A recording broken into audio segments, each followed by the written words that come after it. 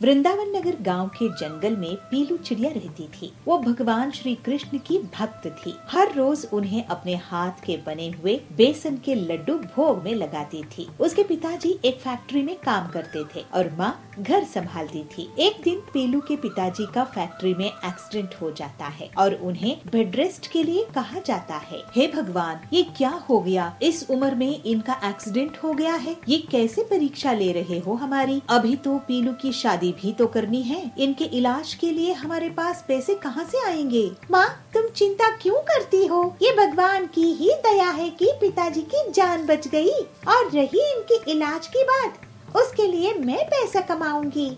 मुझे बेसन के लड्डू बनाने आता है। मैं बेसन के लड्डू को घर घर बेचा करूंगी। भगवान का भोग है, सभी को पसंद आएगा ही।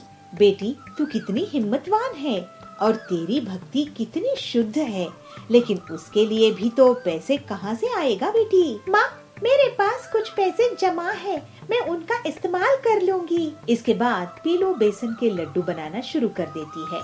हर सुबह भगवान श्री कृष्ण को भोग अर्पित करती है और बाकी के टोकरी में ले जाकर बेचने लगती है। लड्डू ले लो लड्डू, बेसन के लड्डू, लड्डू ले लो लड्डू, बेसन के लड्डू। ऐसे बेसन के लड्डू कभी भी नहीं खाए होंगे। सुंदरी उसके पास जाती है।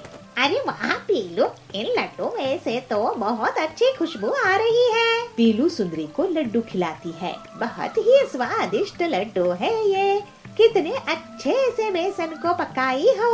1 किलो दे दो, मैं अब पूरे रिश्तेदारों में बांटूंगी कि पीलू कितने अच्छे बेसन के लड्डू बनाती है। थैंक यू सुंदरी दीदी, भगवान श्री कृष्ण जी के हैं, उन्हें अच्छे लगते तो सबको अच्छे लगेंगे। इस तरह से पीलू के बेसन के लड्डू की बिक्री बढ़ने लगती है। हे कृष्णा जी, आपको लड्डू खिलाते खिलाते मुझे लड्डू बनाना आ गया और आज आपके भोग के कारण ही मैं अपने परिवार को संभाल पा रही हूँ। आपकी जय हो। एक दिन पीलू, हमने तुम्हारे बेसन के लड्डू की बहुत तारीफ सुनी है। 2 दिन बाद मेरे बेटे का जन्मदिन है, मुझे 20 किलो लड्डू चाहिए। तो जाबाज को पीलू ऐसे कहती है। जाबाज जी, ये तो बहुत खुशी की बात है, मैं आपको 20 किलो लड्डू बनाकर दे दूंगी। लेकिन एक बात सुन लो पीलू, अगर एक भी लड्डू खराब हुआ तो तुम्हारी खैर नहीं। मैं लड्डू भगवान श्री कृष्ण के लिए बनाती हूँ जाबाज जी, इसलिए लड्डू का खराब होने का कोई सवाल ही नहीं होता। ये पीलू कहाँ से लड्डू बनाने लगी है? पहले तो मेरे यहाँ ग्राहकों की भीड़ लगी रहती थी, अब तो मेरे लड्डू में कीड़े लग रहे हैं। पीलू के बेसन के लड्डू को खराब करना ही होगा, जिससे जाबाज इसको पीट देगा। उस रात पीलू जाबाज के लिए लड्डू बनाने की तैयारी कर रही थी। फिर वो सोने चली जाती है। तभी कालू एक मिट्टी का पैकेट लेकर उसके घर में घुस जाता है। अब तुझे कौन बचाएगा पीलू? कालू लड्डू में मिट्टी छिड़काकर भाग जाता है। अगले सुबह पीलू देखती है, अरे मेरे बेसन में इतनी मिट्टी कहाँ से आ गई? मैंने किसी का क्या बिगाड़ा था? हे कृष्ण जी, आपको अब मैं भोग कैसे लगाऊंगी? मुझे जाबाज के ऑर्डर की चिंता नहीं है, मुझे तो आपको लड्डू खिलाने हैं। फिर पीलू रोने लगती है, लेकिन तभी भगवान श्री कृष्ण उसे दर्शन देते हैं। पीलू, रो मत, मैं हूँ ना तुम्हारे लिए। कृष्णा जी, आप इतने प्यार से तुम मुझे लड्डू का भोग लगाती हो, मैं तुम्हारे प्यार के कारण ही आया हूँ। पीलू, तुम निश्चिंत होकर बेसन के लड्डू बनाओ। जिसने तुम्हारे नुकसान करने की कोशिश की, उसे मैं देख लूंगा। फिर श्री कृष्ण बेसन के ऊपर से हाथ घुमाते हैं और पूरी मिट्टी बेसन से अलग हो जाती है। फिर पीलू भगवान श्री कृष्ण पर ध्यान लगाकर बेसन के लड्डू बनाना शुरू कर देती है। और अगले दिन, ये लीजिए जाबाज जी, आपके बेसन के लड्डू। वाह पीलू, सभी मेहमानों को तुम्हारे लड्डू बहुत पसंद आ रहे हैं। शाबाश, अब से तुम्हें हमारे घर के हर फंक्शन का ऑर्डर मिलेगा। जय श्री कृष्ण। पीलू अपने घर की तरफ वापस जा रही होती है तो वो देखती है कि लोग कालू की पिटाई कर रहे हैं। हमें लड्डू के नाम पर मिट्टी खिला रहे हो, ये लो। कालू तो दिल से भी काला है, मेरे बच्चे का तेरा लड्डू खाकर दांत हिल गया। पीलू समझ गई कि उसके घर में आकर किसने मिट्टी मिलाया था। भगवान श्री कृष्ण की शुद्ध भक्ति के कारण पीलू की दुकान इतनी चलती है कि वो अपने पिताजी का अच्छे से इलाज करवा लेती है और कुछ ही दिनों में अपनी लड्डू की एक छोटी सी फैक्ट्री खोल लेती है। पीलू और उसका परिवार अब हंसी खुशी रहने लगता है और पीलू रोज कृष्णा जी को लड्डू का भोग लगाना जारी रखती है।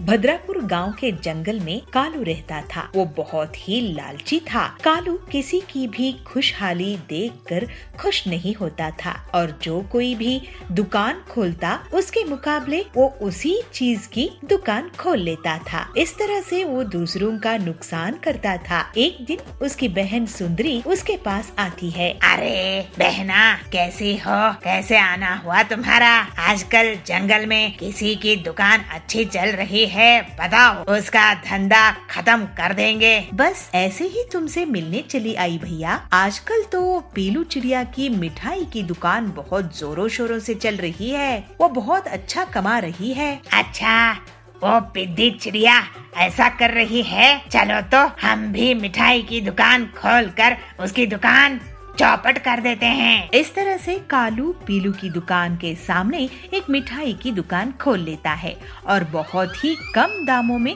मिठाइयाँ बेचने लगता है। इससे जंगल के सभी पक्षी उसी के यहाँ से मिठाइयाँ खरीदने लगते हैं। पीलू को नुकसान पहुँचने लगता है और उसकी दुकान में भीड़ कम हो जाती है। मैं अपनी क्वालिटी खराब नहीं कर सकती हूँ, इसलिए मैं सस्ती मिठाइयाँ नहीं बेच सकती। क्या करूँ? ये कालू तो बहुत ही बदमाश है, मेरी दुकान बंद करवा देगा ये। पीलू बहुत दिनों तक रास्ता निकालने की जुगाड़ में लगी रहती है। एक दिन उसे एक आइडिया आता है। मैं चॉकलेट से बने खिलौने बेचूंगी। ऐसा सोचकर पीलू अपने घर में चॉकलेट के खिलौने बनाने लगती है। इसके बाद से तो उसकी दुकान में फिर से भीड़ लग जाती है और बच्चे उसकी दुकान से चॉकलेट खिलौने खरीदने लगे। पीलू फिर मुनाफा कमाने लगती है। अरे कालू भैया, ये तो फिर से मुनाफा कमाने लगी, अब हम क्या करेंगे? तो कालू कहता है, सुंदरी, ये जो भी करे हम उसकी कॉपी करेंगे।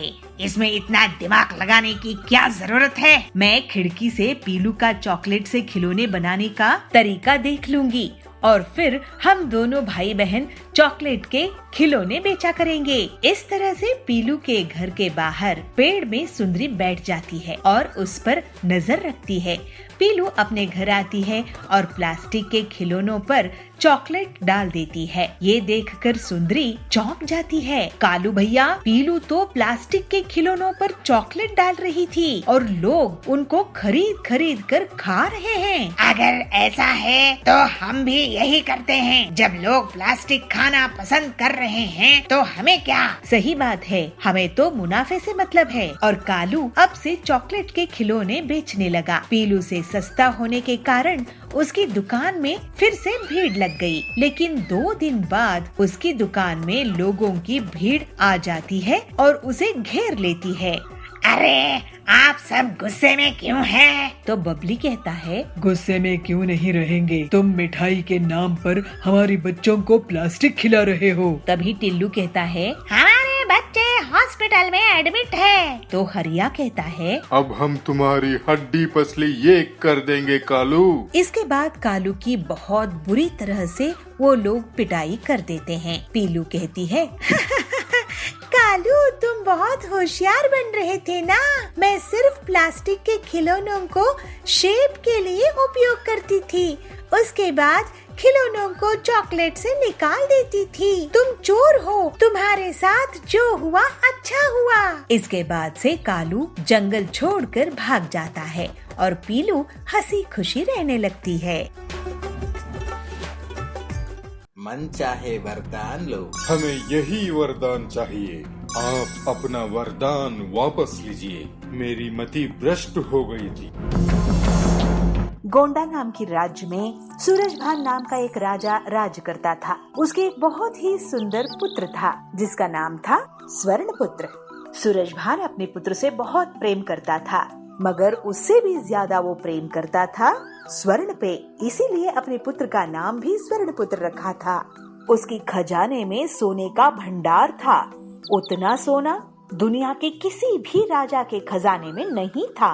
इसके बाद भी खजाने में जितना सोना बढ़ता, सूरजभान की सोने की लालच भी अधिक होती जा रही थी। उसका दिन का अधिकांश समय खजाने में ही निकला जाता था। सोने की लालच की वजह से अक्सर वो अपने पुत्र को अनदेखा करता था। खजाने की वो कोना खाली पड़ा है, उसको भी सोने से भर देना है। मंत्री जी, इस बार की फसल के कर और एक सोने का सिक्का बढ़ा दो।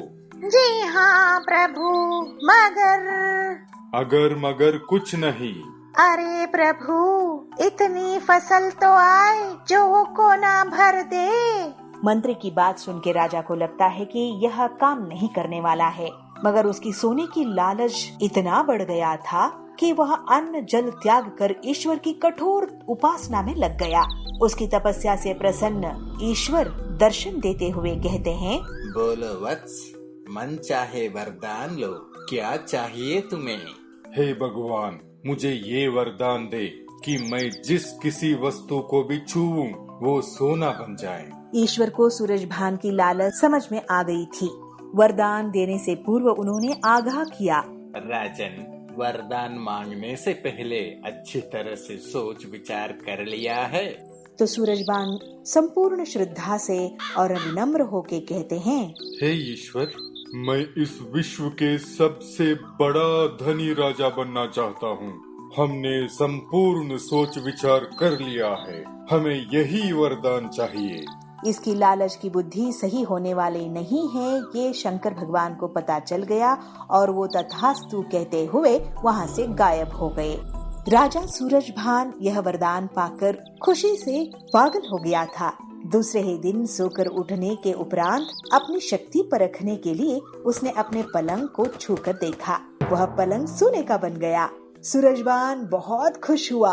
दिन भर वह सुध-बुध खोकर अपनी महल की हर चीज को सोने में परिवर्तित करने में जुट गया। उसे अपनी खान पान तक की चिंता नहीं थी। शाम को सूरजभान थक गया था। उसे जोरों से भूख भी लगी थी। अपने सेवकों को भोजन परोसने के लिए कहता है। जैसे ही सूरजभान भोजन को हाथ लगाता है, वह सोना बन जाता है। अब सोने को तो खा नहीं सकते, तो गुस्से से तिलमिलाते हुए वो उठकर बाहर आ जाता है। ऐसे ही टहलते हुए अपने उद्यान में जा पहुंचता है।